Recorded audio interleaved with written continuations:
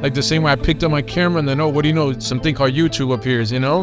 Now look at YouTube. YouTube's like a huge thing. And then, once again, then the drones came out and and then the Mavic series, the nice compact one came out. So I'm like, another case of perfect timing. And then Instagram came out, and as Instagram came out, I'm like, oh, I do video photography. This is like great for me. So even this right here, this is all perfect timing for me. I've been putting in work every day towards this, and like I've been independent since like 2010, 14 years now. So, yeah, I'm just super stoked. I've just at it every day, man, like you, man. Yeah, if you're doing it for the love of it, it's gonna show.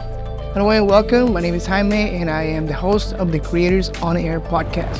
This is my very first episode, featuring Miami artist and filmmaker Matthew Hoyos. It's going to be a two-part podcast interview, and in this part one, we're going to get to know Matt and how his passion for documentaries and filmmaking evolved into a thriving career in air photography, video, as well as content creation for social media. Matt also talks about the power of perfect timing and some insider tips on growing your Instagram following authentically.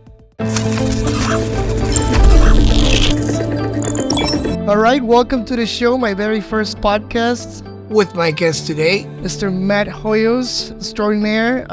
Been following him for a very long time, and it's been very inspirational, so I'm very glad that he's able to join us and help me out with the very first podcast video. So welcome, Matt.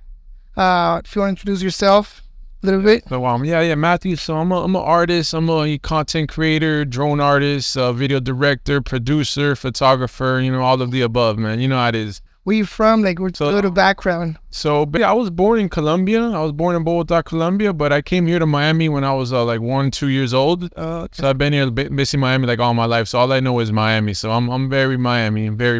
Yeah, me too. Nice city. Right. That's cool, man. That's cool. So tell me, like, how did you get into photography, video? I know you've been at this game for a while. Like I said, I've been following you for a minute. And after high school, I just like had like my intuition just told me to buy a video camera. So I was like fresh out of school, kind of just trying to find my way. And I'm just like, something told me, like my intuition was basically, was like, hey, get a video camera, So this is back in when the mini DVs were in. Yeah. So I'm there. So I bought me like a JVC, like a good $300-400 JVC mini DV camera, little 2007, like around there. So and I just bought that camera and it just like became like an addiction, like instantly. Like talking about, I bought the camera the same day or the next day I'm out filming, and then from there I've just been like, here we are, with like 17 years later, just like at it like every single day. And so I just started with that, and I just kind of like grew it. And first I was like filming, like I had a lot of pets back in the days. Like I was that guy that had like, snakes, frogs, lizards, even alligators, like a shark, tortoise, everything you can imagine. So like at first I would like film my pets. I would film like my snake eating or my frog eating.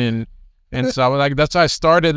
So I've always been into like documentary, like, and I used to go to the streets too. I was like, I was always out and about. So I used to like film, like I started, and this is the very beginning, just started filming like street content, like interviewing like, street characters and people on the streets. And I used to go to the beach like a few times a week by myself or with friends, and I would just go interview like street characters on the beach. And this is like 2006, 2007, like in that era. It was like a different era. And so I started off with documentaries, like super documentary. And to this day, like I'm more of a documentary filmmaker. I just like really like documentaries, and that's what I watch on TV too. I'm very big on documentaries. I just like real stuff, reality.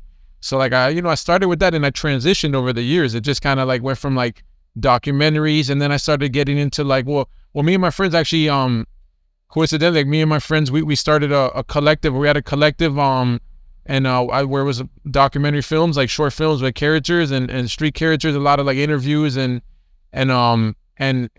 we were just I started filming like crazy. Before I even knew how to edit, I was just like filming interviews, and I was just so intrigued by the beach. There was like just all these street characters, and I had a camera and people would talk to me, and then so I was filming that. And then coincidentally, like at that same time, like I'm talking about, like at the same exact time, I'm like, okay, I filmed this, like what should I do? I had to learn how to edit.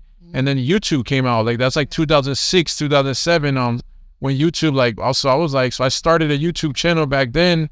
And I just kind of like, and I put my videos, I had to learn how to edit. This was before there was tutorials, so I had to like learn how to edit through Adobe Premiere. I'm there like struggling, trying to learn how to edit, then capturing the mini DVs. You ever played around with like iMovie or any of that? No, I went straight to Premiere. Okay. Yeah, my friend put me on Premiere, like one of the early versions of Premiere. So like I started with Premiere and I just like had to learn that and then I was making these interesting videos, man. Like I was like, it was a good time, and I was like, you know, really into it. And so I put it to YouTube. It was a mission to find out how to put stuff on the YouTube. Like this is like when internet video, like the very beginning internet video, and man, and stuff like instantly these videos I put out like instantly like basically went viral before I even knew what viral was. Like they went like I was getting thousands of views and people from London and writing to me. It was like I was just like blown away. And this is like my first content I was making, you know.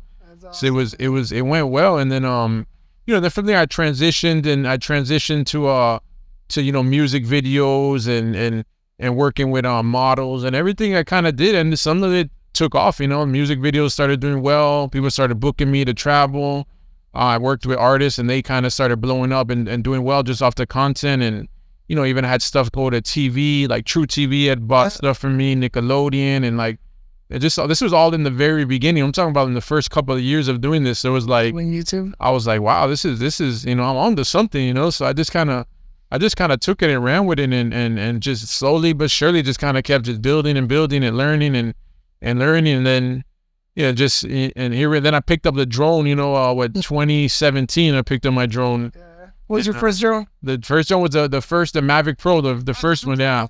Yeah, you remember the Mavic First Pro? Mavic, yeah. Yeah, exactly. So that's when I got in. So then I saw drones. I was like seeing people online posting drone content, and I was jealous. I'm like, man, I want one. You blew everybody out of the water in that one. Yeah, I was like, I was so jealous, man. I seen it. I was like, I want this. I want it, you know. And then eventually I got the Mavic Pro. Eventually they released the Mavic Pro. I'm like, man, this is perfect because they had the Phantom, the white Phantom. My first one was a Phantom. Yeah, Phantom 4. Exactly. So that was like those were nice, you know. But once they made the compact Mavic Pros, I'm like, oh, this is perfect because it's like the Phantoms were like this big thing you had to travel with. You know, Pelican case, like the batteries were huge. Actually, like the batteries were on the Phantom 4, they were falling off. Oh yeah, yeah. Mid-flight. Yeah, mid-flight. Wow, yeah, that was dangerous. So, but you know, DJI perfected, like they kept, you know, you just keep perfecting. But once those Mavic series came in, like that took over because they're just so compact. You have this little Mavic you could fit like in a little lunchbox type of bag, you know. You backpack with the camera and everything else, so you're so I footage, aerial, everything in like one. So it disrupted. I mean, shit. Yeah. No more. Just imagine this: for you to get aerial footage, you used to have to hire somebody in a helicopter with a special camera and everything else, and that's all gone now. Yeah. And like you got guys that are like you and I that are able to break in and you know, make awesome things without. Yeah. No, the DJI drones are just incredible. They just keep getting better and better, and like. So I've been in the Mavic series. Basically, every single Mavic that's came out, I've got it. The Mavic, the original, the Mavic 2, the Mavic 3, the Mavic 3 Pro. I just kind of like I jumped in on the Mavic, which is like, you know, I feel like perfect timing. And like, that's one thing about me, just coincidentally for me, if it's like everything's been perfect timing for me. Like the same way I picked up my camera and then, oh, what do you know? Something called YouTube appears, you know? Now look at YouTube. YouTube's like a huge thing. And then, you know, once again, then the drones came out and and then the Mavic series, the nice compact one came out. So I'm like, another case of perfect timing. And then you know, then Instagram came out, and as Instagram came out, you know, it's perfect timing for me. I'm like, oh, I do video photography, this is like great for me. So like for me, I just kind of felt like everything just came in on perfect timing, and then you know, so I got in, you know, just for me it's perfect timing. That's how I feel like with everything, even this right here, you know, this is all perfect timing for me, you know. Everything is YouTube channel. Yeah, exactly. Everything's kind of like, you know, just like been going up, and you know, very grateful, and then you know, at the same time, I put in work every day towards this, and it's everyday thing. It shows.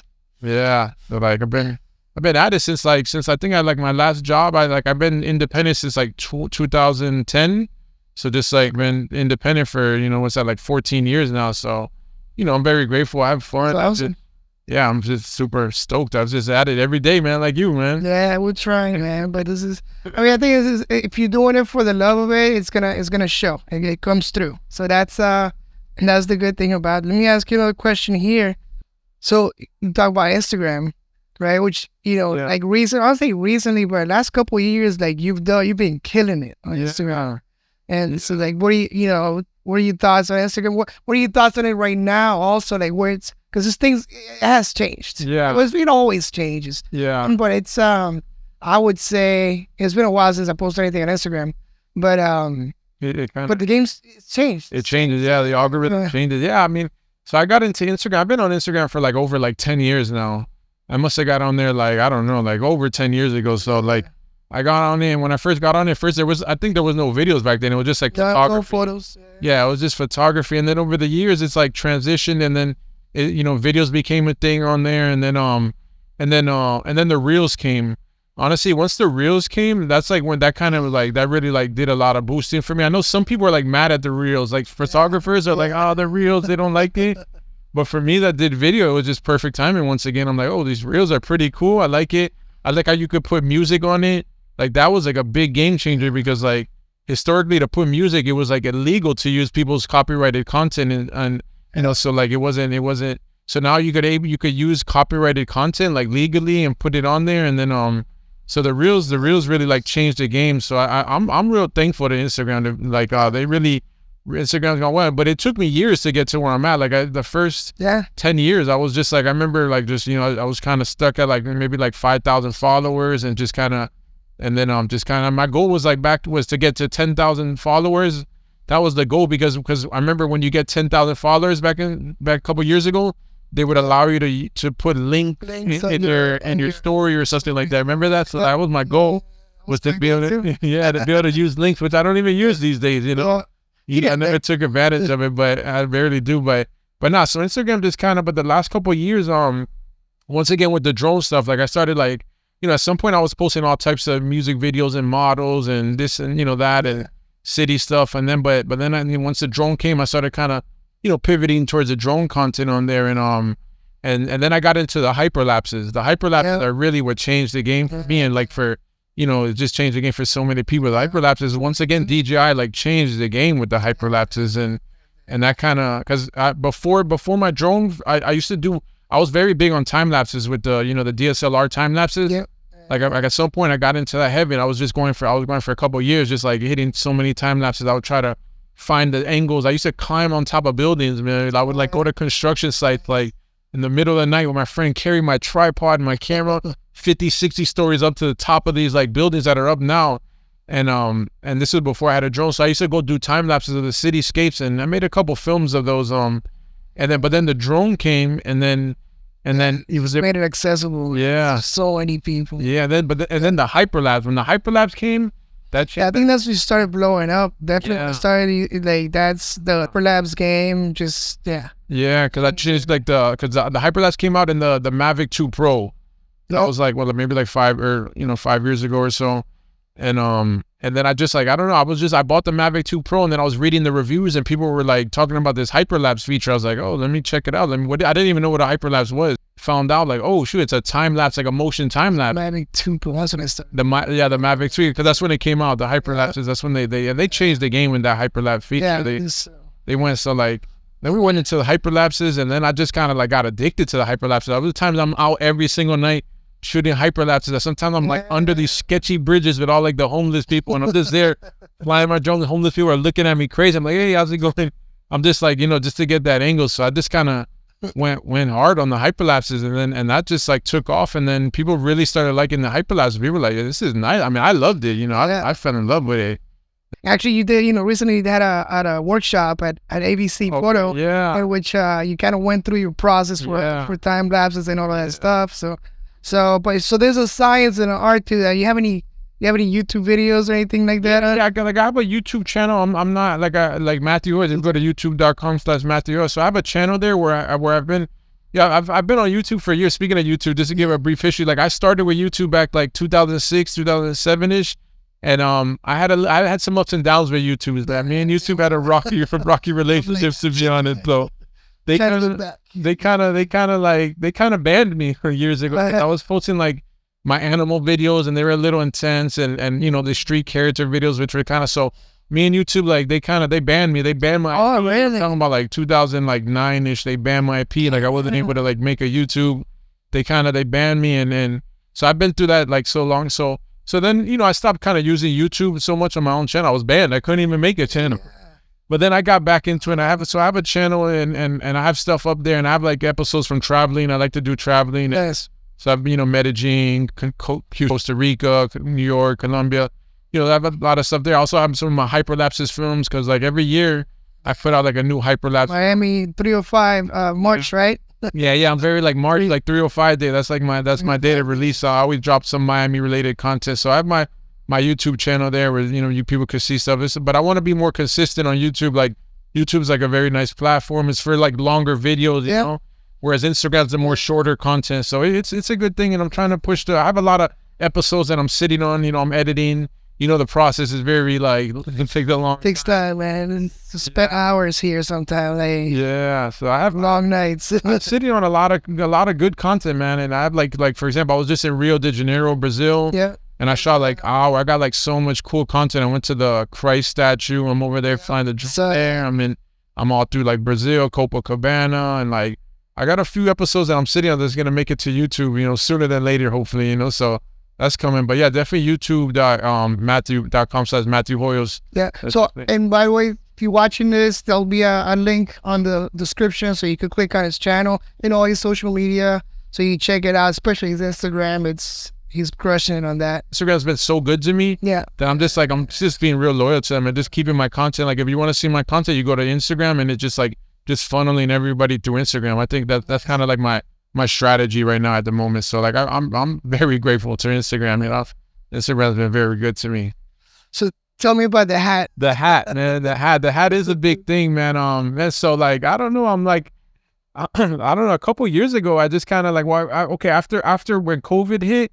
And there was no barbershops open. I used to have short hair, I always had short hair for years, like all my life. But then like COVID hit and I just kind of grew my hair out. The barbershops were closed.